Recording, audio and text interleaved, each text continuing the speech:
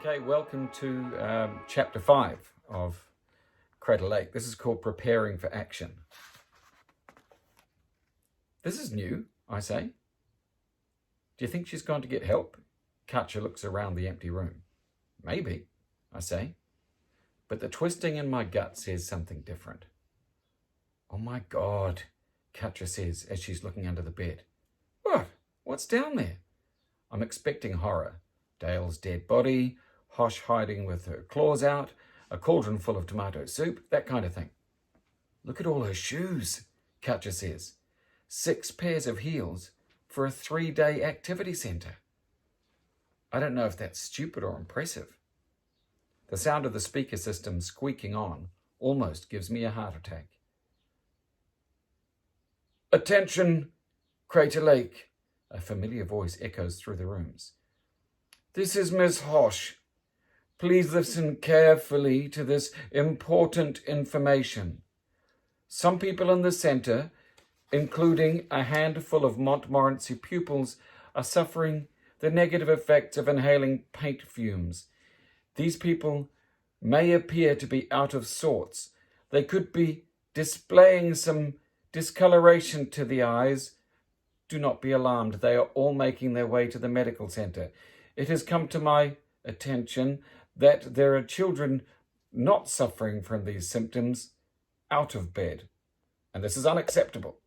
Please return to your rooms and try to get some sleep. Everything will look different in the morning. Hosh out. The speakers clicked off. Every symptom-free kid steps into the main dorm corridor as another bunch of bug eyes, people formerly known as Khalil, Chips, Dennis, Dylan, and Emily Rose, do the whole out-of-sorts walk towards the medical centre. The kids who haven't seen this before are horrified. To the rest of us, it's become like ketchup on a burger. Standard. Adrian and Big Mac run past them on their way to join us and barely give them a glance. We heard Miss Hosh on the tannoy system, Adrian says between gasps for breath. Adrian is fit, so she must have been running either really fast or far to be in this kind of shape. You can hear it for a long way down outside of the building. What do you mean, out of the building, I say? Surely the medical room is inside, Chet's frowns. The medical room is inside, Adrian says. I've seen it on the centre map. Mr. Tompkins didn't go to the medical room, though, and neither did the others. They went out of the building, across the lawn, and started climbing up the riverside of the crater. We were deciding whether to carry on after them. But Hosh's speech came out on the air like the voice of doom, and we stopped for a second to listen, says Mac. The bug eyes disappeared into the trees, didn't even flinch. We thought we'd better come back and regroup. So Hosh is lying, Chet says. That doesn't seem right. Of course she was lying. None of what she said makes any sense at all. Why would some people be affected by paint fumes and not others? And more importantly, since when did paint fumes turn people into bug-eyed zombies with a compulsion to work rather than eat brains? So what's happened to them then? Katja says. We know we're locked in, right? Maybe Digger pumped some kind of bioweapon gas in through the vents to our rooms, Mac says. Even if that were true, Adrian has already recovered her composure. While Mac is still bent over trying to catch his breath, why did it only affect half the class? We're all fine, right?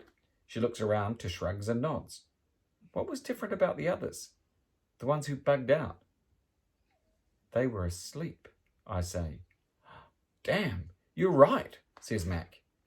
And Miss Hosh said the thing about how we should all try to get some sleep and everything would look different in the morning. Katja's eyes are wide and turquoise like a tropical ocean. She looks afraid. Everything probably does look different if you suddenly have eyes like a wasp, Adrian was whispering to herself. The wasp eyes from the documentary. But Miss Hosh wouldn't want to hurt us, would she? Jets asked the question everyone is thinking.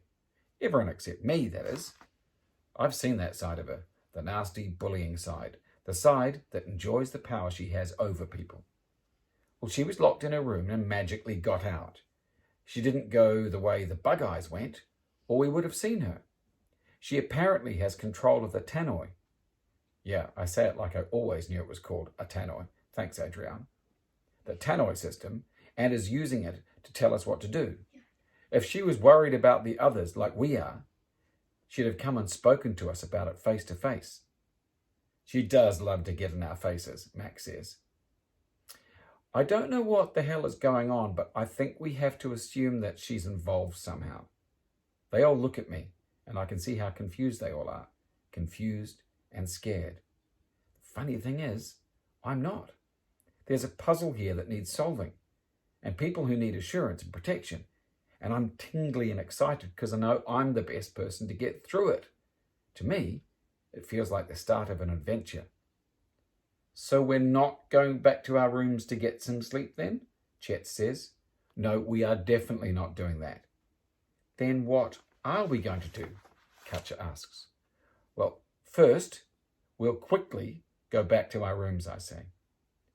Are you completely dense, Fangs? We have to go somewhere and hide. Trent has been quiet for a bit, but I think he senses that people are listening to me, and he really hates that. I turn and start running down the corridor, back to my little cubbyhole bedroom. What are you doing? Adrian calls. I turn around. We have a bit of time while they think we're going back to our bed, I shout back. We need to get everything out of our rooms that we can use. Like what? Chet shouts. What can we use? Food, water, anything we can carry. And most importantly, this is not the type of situation in which we want to be wearing pajamas, I say. If we're preparing for some kind of battle, we need to put some clothes on. Yeah, good idea, says Adrian. We'll all get changed and meet back at Lance's room in 5 minutes. 14 of us gather outside my room. Me, Chet's, Big Mac, Katja, Adrian, Trent, Trent's friends, Noah, Krish, Luca, Jaden, and Rav. And 3 other girls from Katja's dorm. Celine, Prit, and Gracie. There aren't as many as I'd hoped, but I'm thinking we're lucky that any of us survived the lock-in. If it wasn't for me being in that out-of-the-way special basement room, I would have been locked in too. I can only think that whoever locked us in, and I'm thinking Digger, Hosh, or some as-yet unseen baddie, must have forgotten about my door. We're dressed and ready to go, with full pockets and backpacks. I feel like I should be wearing my heavy-duty combat gear, I say, maybe with a bulletproof vest and a really large weapon. And some kind of helmet, says Katja. In this weather, you'd dehydrate and die in hours, says Mac. What you need is versatile, lightweight coverage, preferably something with a camouflage print. Or layers, says Adrian. I have my CAG in a bag in my backpack. You never know when you might need it. Maybe I should go back and get my hoodie, Chet says. I don't want to get cold. Chet's buddy, there's not going to be a sudden blizzard. I'm aware that time is passing quickly. We don't know where Hosh is or Digger is, and we're losing focus. We're moving now, though. Whatever we've got, we've got. Anything else we need, we'll have to find as we go. Go where exactly? Trent says. Well, we need to gather information and stay undetected. To do that, we need to keep moving around the centre. Why do we need information? Kids have turned into wasp faces. Our teacher is trying to make us turn too. What more do we need to know? We find a central place where we can all hang out and wait for help to arrive. You mean we should hide? I say. I'm good with hiding, says Chet, tugging on my sleeve like a toddler. If we all hide in one place, they're going to find us. And quickly, I say. So we barricade ourselves in. We could use the dining hall, move those big tables across the doors. The windows are high, so they won't be able to climb in through those. You see, I've thought of everything. That's why I am head boy. No. This is a bad plan, and not just because it's your bad plan. What's the problem, Fangs? I thought you loved trapping people in places. That's exactly it, Trent. If you barricade yourselves in, you're trapped. Haven't you seen this exact scenario in a million films and on the TV? When people barricade themselves in, it never works. The barricades don't hold, or the bad guy finds some other way in. The roof, the air vents, underground tunnels. There's always a way. You're just scared we're going to see you in your true form, when your fangs grow extra long and wings sprout at your back. You're right, I say. That's exactly why I'm saying we shouldn't go through with your stupid plan. I turn to the others. Okay, listen, I've played a lot of strategy games. The key to survival in these situations is to keep moving. We need to know what we're dealing with. We'll probably need to collect supplies as we go. We need to stay one step ahead of the enemy. We shut ourselves in a room and we might never get out. Or at least the real usses won't get out. Why should we trust you? All you do is play computer games, like those YouTube losers. You can't even kick a football. I'm head boy, so I get to decide. Actually, I can kick a football, just not very well or very far. Look, I don't see how the ability to kick a football is even relevant here, I say. Plus, this is a life or death situation, so normal leadership hierarchies don't apply. It's every man for himself, and I'm not going to follow someone who's going to get me bugged. There's no way I'm doing what Trent wants. I'm hoping that everyone else will see how suicidal his plan is. I'll geek robot overlord you for it, he says. Fine, I say. 1, 2, 3. Overlord, Trent says, doing the overlord action, which is thumping both fists down. At the exact same time, I say robot, and robot smashes his fists aside. I told you, he always plays overlord. Best of 3. No one called best of 3, Big Mac says. Lance won, and you'd better deal with it, son. Go slither around the centre then. We don't want you anyway. You'd be a liability. Trent is such a good loser. Fine, you guys can do what you want. I'm going. Lance, you can't. Chetz looks terrified. Chetz, I know it seems easier to sit tight and hope someone comes to help us, but sometimes the easiest choice isn't the right choice. I don't want to turn into one of those whatever they are, so I'm going. You should come with me. Are you sure, though? Chetz looks at me. Are you sure this is the right decision? Well, I'm as sure as I can be, given that I've never been in a situation like this before. I've never let you down, have I? No. Or allowed you to get hurt? Or allowed you to get hurt? No. Then maybe you should trust me. Well, I'm with Lance, Big Mac says. Holding up is only a good idea when all other options have been exhausted. And holding up with Trent sounds worse than being killed by activity centre workers. I'm coming too, says Katja. I trust Lance. Maybe we can find a way out of here without waiting 2 more days for the coach to come back. Okay, so Big Mac, Katja, Chetz, and me, we're all going. If anyone else wants to come, you can. The rest of the class stay standing behind Trent, looking afraid, as they totally should, because they're about to get attacked/murdered by a bunch of psychopaths in matching polo shirts, or turned into human wasp hybrids. Your funeral, I say.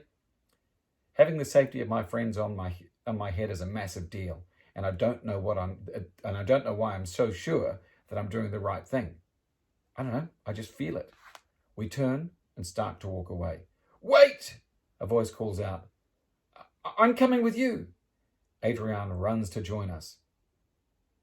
I thought you and Trent were, besties, I say. Oh, Trent is a jumped-up imbecile, she says. I hope he barricades himself into the dining hall so effectively that he can't get out, and I never have to see his annoying smug face again. So not besties, I say. Katja giggles. She has a sweet giggle. It sounds like jingly bells. Just because he's head boy and I'm head girl, it doesn't mean we're anything alike. And it definitely doesn't mean I have a thing for him. Hey, I never said anything about having a thing for him. I put my hands up as if I'm dealing with a raging lion, which I kind of am because Adrian is scary. Like I said, there is no thing, she says, and stomps off ahead. Totally glad Aid decided to come with us, Big Mac says. Are you sure she's not one of them? Chetz whispers, obviously afraid of antagonizing the beast. I'm not one of them, Chetan, she calls back. I'm just sick of people making assumptions about me. The end of chapter 5.